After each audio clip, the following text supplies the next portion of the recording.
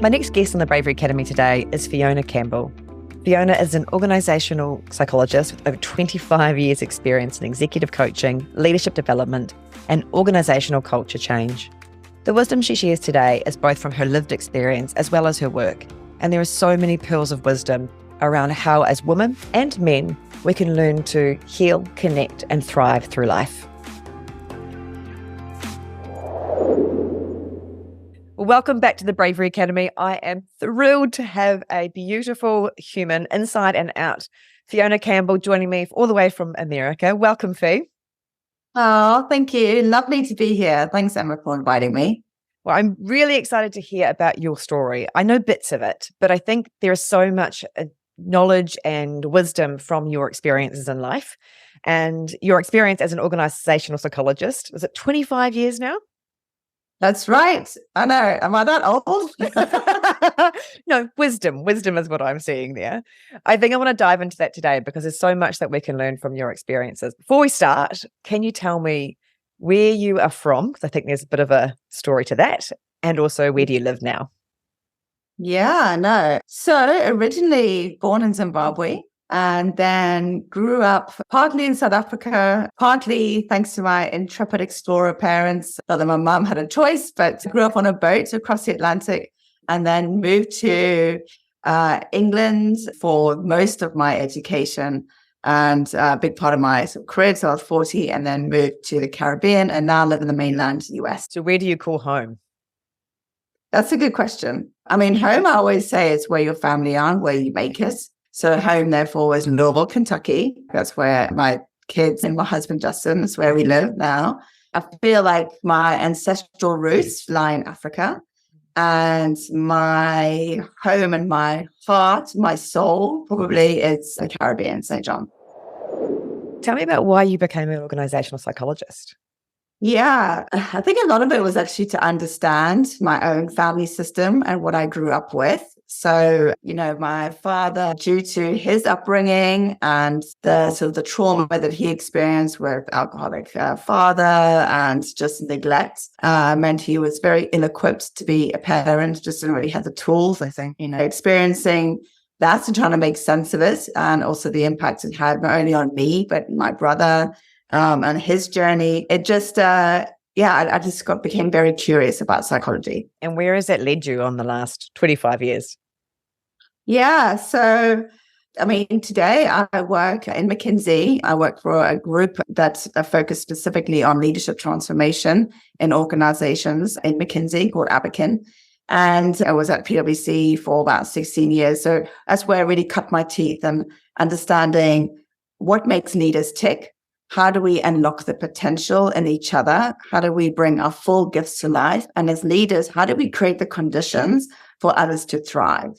And so a lot of my work has been around executive coaching at a senior level now, also working with senior leadership teams to set the tone from the top and to manifest that psychological safety that we're all craving for to bring our whole self to work.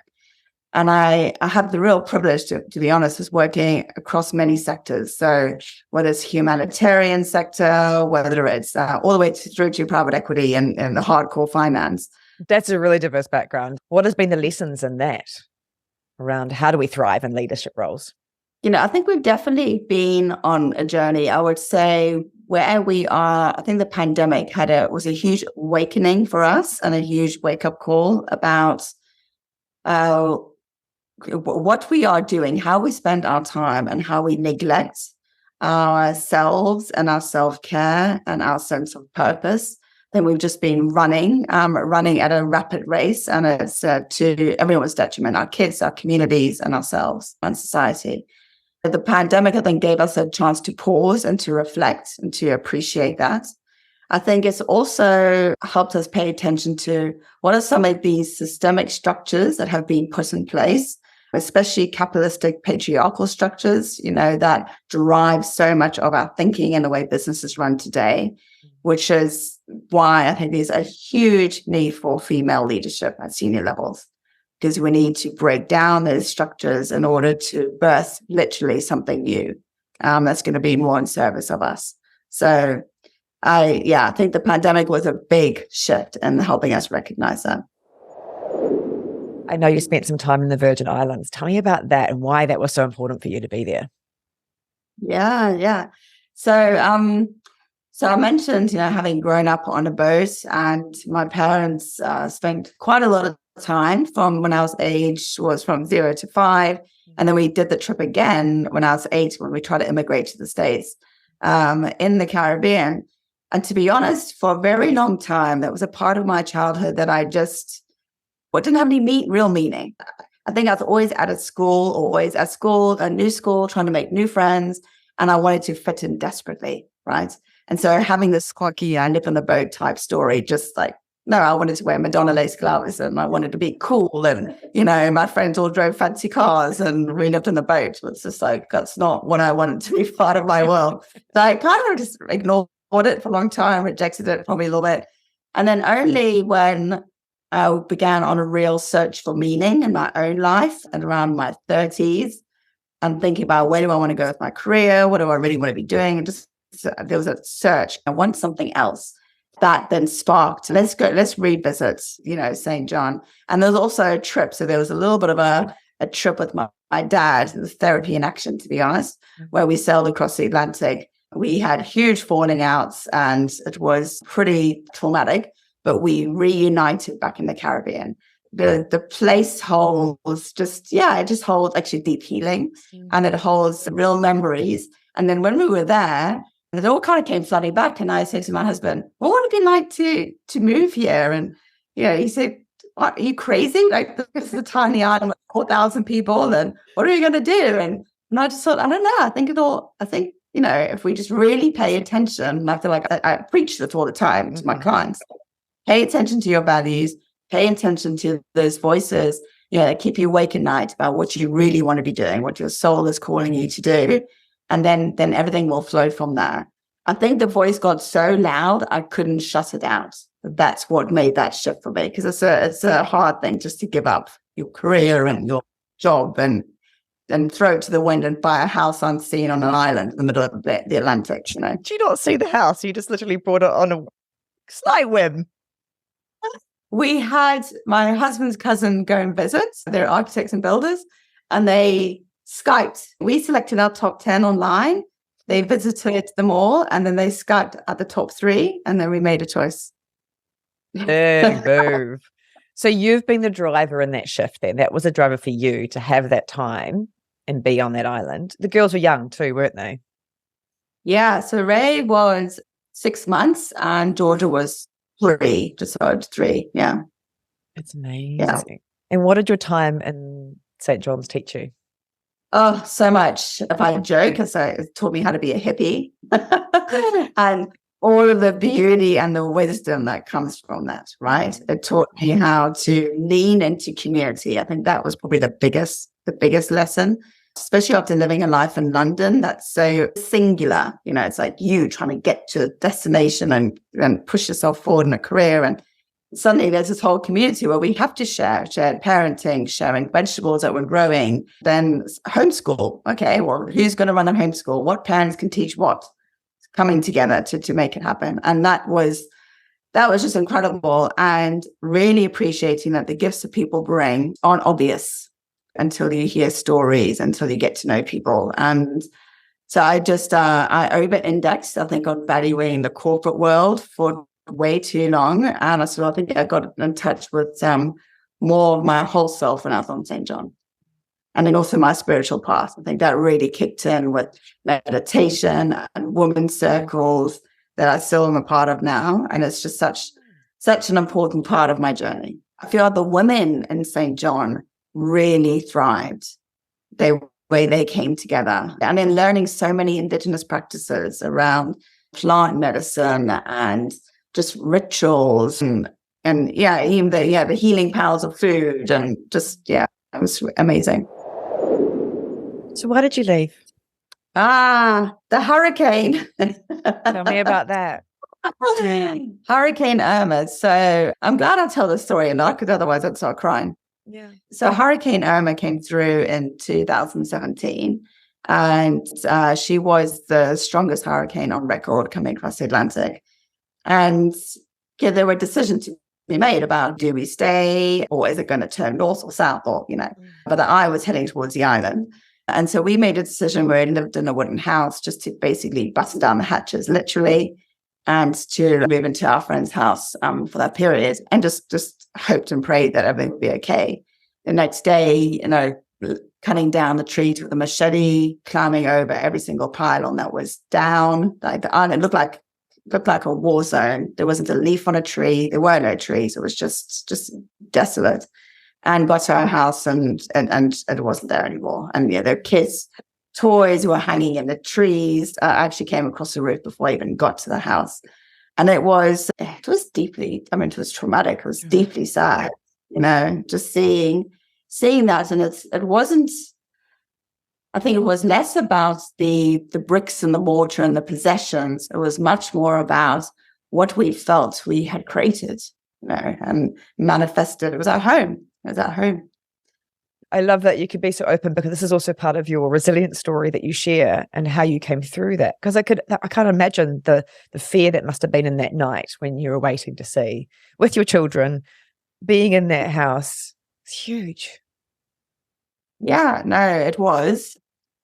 And, it's also been part of our journey, right? And I remember afterwards just thinking, I was like, what, why? That time I said, why me? Why is this happening? I finally found home. I finally found somewhere where I want to be. The rug has been ripped out from under my feet. So there was a real victim kind of complex that was kicking in.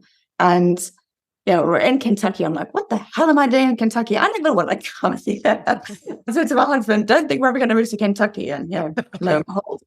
But in that, it kind of came to me about, I had been given a gift. I'd been given wisdom by being in St. John. There were huge lessons that were incredibly rich, and it was now mine to share. I thought, that's something to take away. So how did you recover from that? Well, community was such a big deal there, and I needed to find community here. So I think I just did what I knew. And I think being a mother really helps, So I think the third day we were here, I signed my kids up for ballet. I just sort of felt, I need to meet other mums. And I just watch the classes, and I'll meet mums, And then I needed to connect to something also deeper. And so it was a refugee community. So I signed up actually to mentor refugees. Louisville is a bit of a sanctuary city. And just to support people who really had traumatic stories to tell. So putting it into perspective, and just thinking, I've got agency, I've got privilege, and I've got something to offer, and I've got empathy about what it's like to lose your home. Oh my gosh, I feel like the family that, I still am connected to today and still, mentor, and they've given so much more to me than I feel like I've ever given to them. They're just amazing, amazing people. And also a big part of it was helping my kids, because they really, Georgia especially, really suffered. And, she had to art therapy afterwards to make sense of it. But to help them also not be victims or fear that the sky is going to fall down. Because they would just say, is our roof safe? Is the roof safe? They didn't know when it was going to happen again. So for a child to make sense of that, it's almost impossible. So we joined this group where we would just package up emergency needs. So to these boxes and just send them, and the kids would go around and they choose socks, and they choose dried fruit. And so they were involved in packaging and putting together, and they write little letters to the families on the island. It was so sweet. It was so sweet. That was just something that helped them, and it helped us too, There's so much agency to teach your children. I should give the listeners a bit of a backstory. Fiona and I know each other, and if we weren't going to cry on this podcast, there was something wrong with us. Because your mother has been like a second mother to me, and when she listens to this, she will be needing a box of tissues. I just know it. Because the empathy that pours out of you, Fee, that's really what comes from this, right? The wisdom as a mother to help lead your children through this. There's no rule book to that, right? Yeah. No, there isn't, and that whole, how do you take care of yourself? I felt like I had insomnia for a good month afterwards, because I wanted to put on a brave face for the kids, not to just be lying in a puddle myself. And I needed to lie in a puddle. So I would do that at night, and just cry and cry and cry and talk to my friends and look on Facebook and just be in community with the people who are all being displaced. And during the day, just say, okay, let's explore how we're going to get through this, with the kids. Yeah, but you dig deep though. You dig deep, and I think just mothers and women are just so resilient. We've had to be, right? Where does it come from for you? I think there's a long ancestral line of women that I have got a lot to thank, who have all been really strong, determined. I'm sitting in tissue right now. That's like my mother, who you know well, and her mother. And when I think of my dad's grandmother, she was one of the first female doctors in Australia. She built a hospital in the Solomon Islands because there was no care. So these women are just amazing. Yeah. And I think how my mum is so strong and yet so compassionate, that dual. I think that's the balance that we're fighting as women these days, is to know how do we sit with that? How can we still be that strong but soft and compassionate person, especially in leadership roles or in our relationships, because there's so much of the construct of society that's driving us in a different way. Yeah, no, there really is. And I think this is the leadership now that we are being called to redefine. Okay, I love that. How does that work? So if we just look at women for that, and the work that you've been doing, what's been showing up for the women and the challenges that they go through at the moment in leadership roles? There's so much. So many of my sort of women clients, especially who are mothers, I feel like at the end, on their edge. They're really being pushed to their edge. And it's because they are being called to do all that they bring, but in a system that doesn't support it. So they have the multiple roles. They care so much for their teams, and more and more and more is being thrown at them. Like something has to give around just, again, pressing another reset. I don't think the pandemic did enough. I think the working from home probably has helped, and just rethinking about what does a typical workday look like. So there's greater flexibility in that. I think that has helped. But I think just what it means to slow down, to lean in, to provide a duty of care to your teams, to your customers, to the people that you serve. That pace is still, I feel like we're almost grinding harder to try and overcome the challenges that we're facing in the markets and in society. And I think it's almost, maybe it just needs to continue to get really bad before it changes. I hope that it's not going to get worse, but I'm just feeling people are at their edge. Where I see women thriving, it's out of the corporate sector. So it's our faith leaders. It's women in the arts. And I have, again, the privilege of working with artistic directors of, world famous operas, and just hearing their journey and finally finding their space and owning it, and that being really appreciated and necessary. And I just think the corporate world has a journey still to go on. But when women-owned businesses were able to shape their teams and how they work, I feel like that's where the blooms are. That's where I'm seeing something different showing up. It's the traditional big conglomerates that are still very masculine and patriarchal, where there's a big challenge to shift.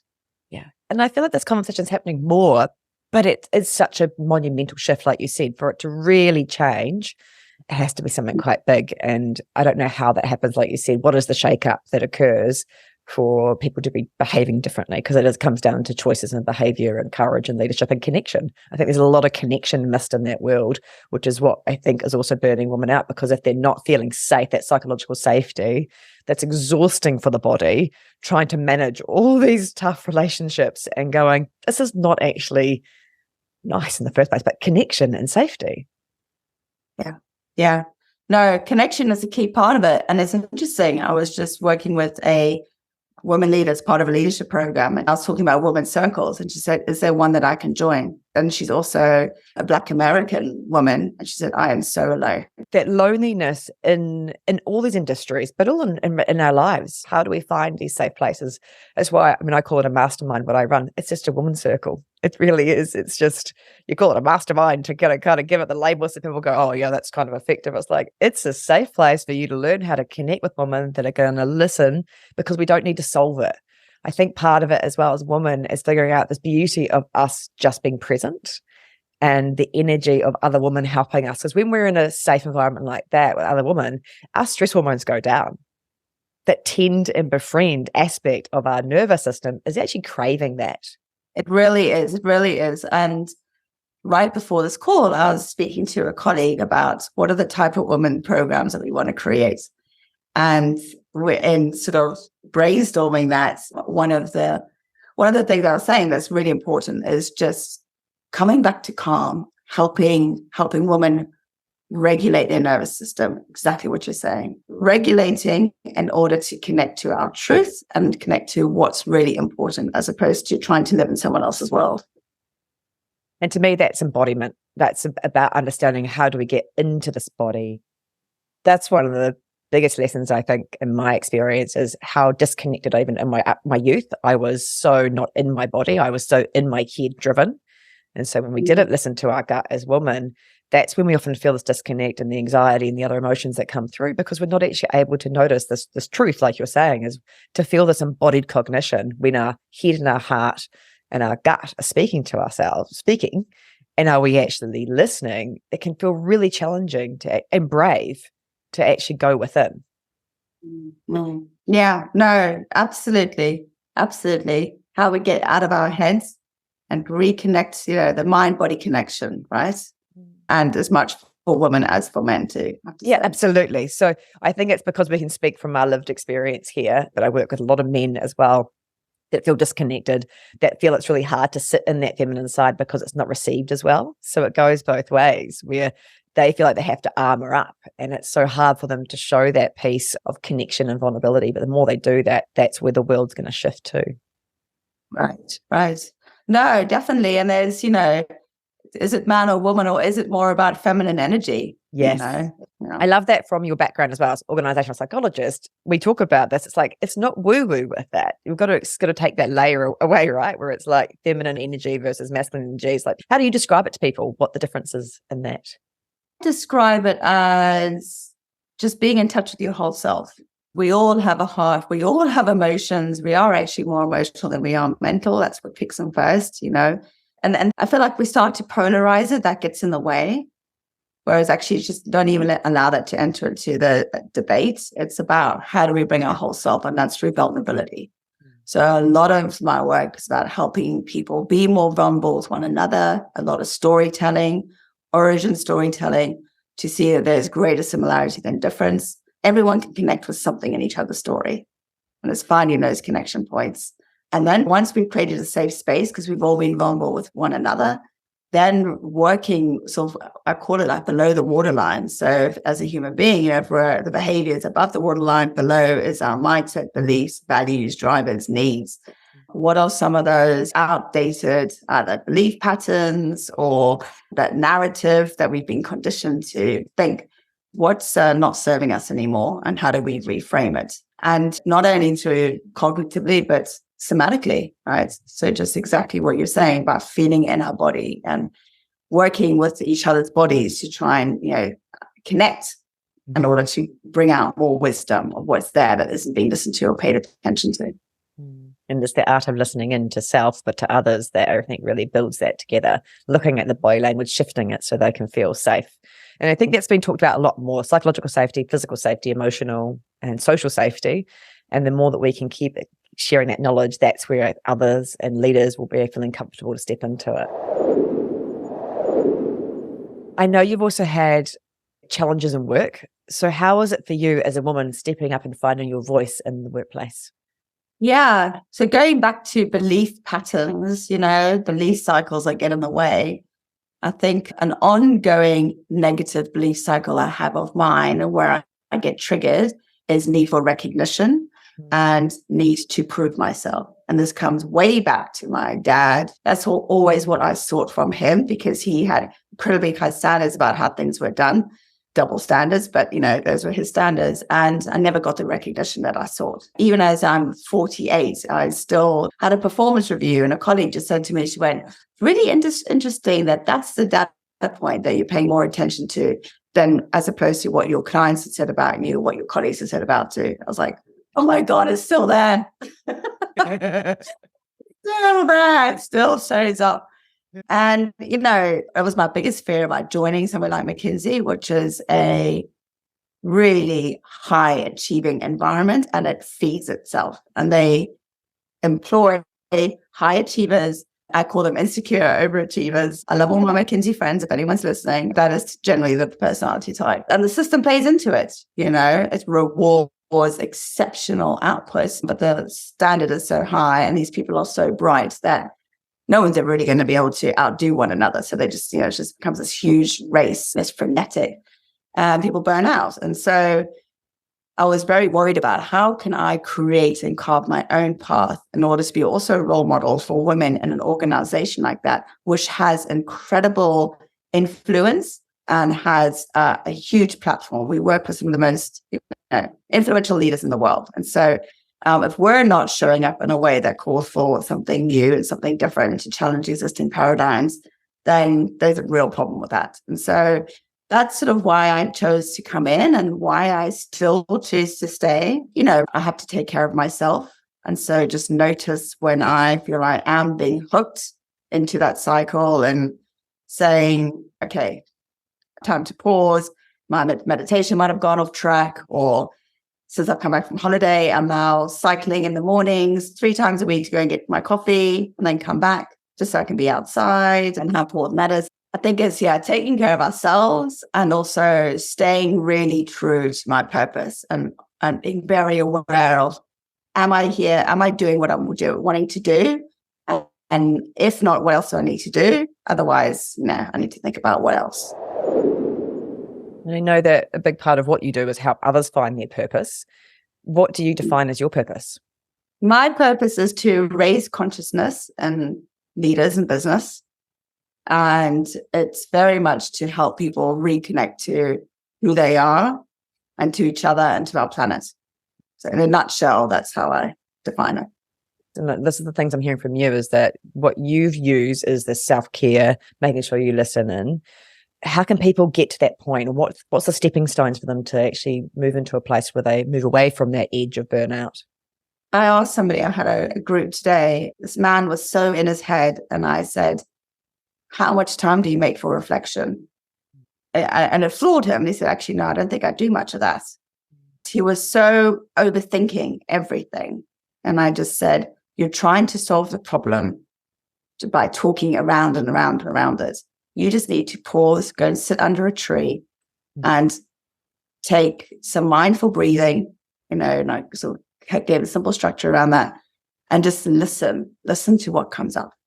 That's as a first step, I feel that's, there's so many ways, around this, but I think stillness, allowing ourselves to have some stillness in our life and prioritizing and valuing that is a big part of how do we interrupt some of the patterns. I think that's such a really powerful point for women as well, when we feel like we're juggling everything and then we're the last person to get any time for that stillness. I so resonate with you around this drive for both being seen and for the high achieving and the doing and all the things that go around it. There's a little bit of gratitude to that role, though, that's kind of served me particularly to get to this point, to do what I'm doing. So there's kind of the good sides of that. But it's, I think what I'm hearing from you is it's seeing how it doesn't have to own you in the future. It's the gratitude for getting to that point and going, right, I can see it coming up. Like you said, 48, belief system coming through and being like, oh, hello there. You're still hanging out. Yeah. And that consciousness around why we react the way we react. And then how does it influence others as well with that? No, I think that's a really, it's a really important point. How do we not shame or actually even trying to externalize those parts of ourselves that have served us very well? to date, right? So there might have been coping strategies. I think mine certainly really has got me in a large part to where I am now. And so honor that. And then, having a little talk with myself now and then. And I love what you say. I think there's a theme here around integration for all of us really, but especially women, I feel, about how we integrating, because we're being pulled in different directions. So how do we integrate? Because actually technology allows for it now. Our world since the pandemic, the freeing up with, how our work structures and where we need to be, that's been shaken up. So allowing ourselves to be really creative about what parts of my life am I integrating. And like that, and that time for reflection. That's probably one of the biggest things that, like you said, as a starting point, if people go, I haven't got space, create that space, because that's where the healing and that learning can come from. Right. Fiona, for you, what is bravery? Bravery, I think, is doing the thing that you fear the most. With the hurricane, I had no control over that. I didn't really have a choice other than to kind of path forward. So to me, that's not bravery. Bravery is when you have a choice to do something else, yet you choose the thing that you fear the most.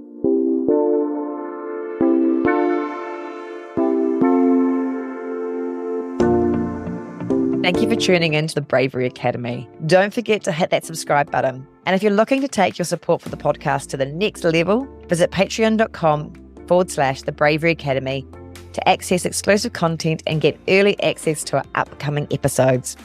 Your feedback means the world to us. So please take a moment to give us a 5-star review on Apple Podcasts.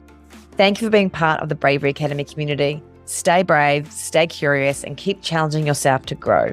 Until next time.